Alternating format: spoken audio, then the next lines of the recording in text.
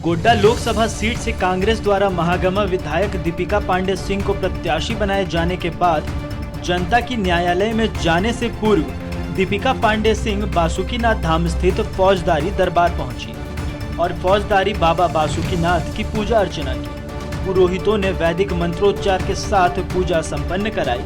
पूजा के बाद पत्रकारों से हुई बातचीत में गोड्डा से सीट पर मचे घमासान पर उन्होंने कहा कि गोड्डा सीट पर बहुत से लोगों की प्रबल दावेदारी थी, लेकिन नाम तय होने के पहले आला कमान ने सभी से सहमति ली थी कि जिसका भी नाम तय होगा उसके लिए सभी मिलकर काम करेंगे। दीपिका ने भरोसा दिया कि पूरे लोकसभा क्षेत्र में महागठबंधन के जितने भी बड़े या छोटे नेता और कार्यकर्ता हैं, आवश्यकता अनुसार बड़ों से आशीर्वाद लेने के साथ साथ छोटों को साथ लेकर चलने का उनका प्रयास रहेगा।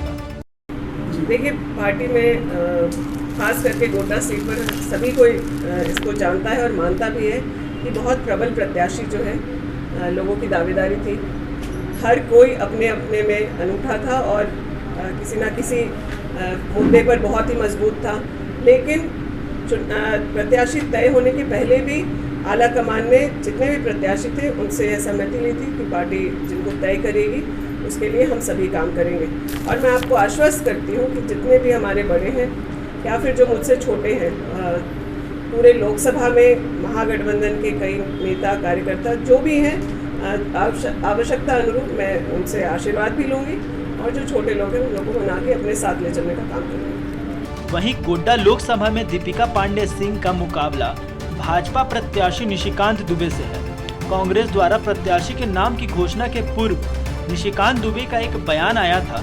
निशिकांत ने कहा था कि कांग्रेस द्वारा अगर प्रदीप यादव को प्रत्याशी बनाती है तो वे गोड्डा में चुनाव प्रचार नहीं करेंगे। भाजपा प्रत्याशी के इस बयान पर पलटवार करते हुए कांग्रेस प्रत्याशी दीपिका पांडे सिंह ने कहा कि भाजपा की नीति और नीयत इस बात पर ही है कि लोकतंत्र को खत्म कर दिया जाए। 5वें साल लोकतंत्र के इस पर्व में इस वक्त भी अगर नेता जनता के सामने ना जाए और उनसे निवेदन ना करे, जनता की कीमती वोट ना मांगे तो यह अहंकार है। मैडम, निशिकांत दुबे यहाँ एक बहुत बड़ा ये जो स्पष्ट कर रहे हैं कि हम आपकी बार चुनाव प्रचार कर रहे हैं, घर में बैठ के चाय पिए, ये हमारा कार्यकर्ता चुनाव। देखिए, भाजपा की जो नीति और नियत है वो इस बात पर ही है कि आप लोकतंत्र को ख़त्म कर दें।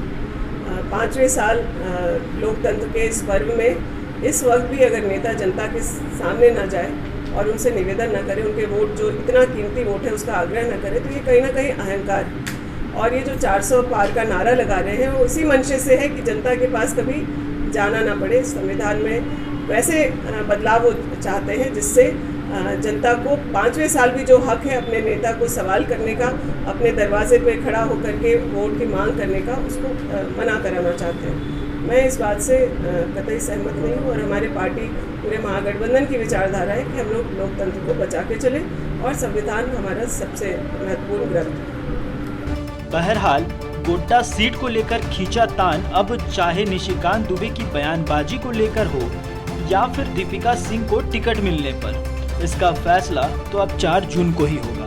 फिलहाल द न्यूज़ पोस्ट में इतना ही। दुमका से पंचम झा की रिपोर्ट।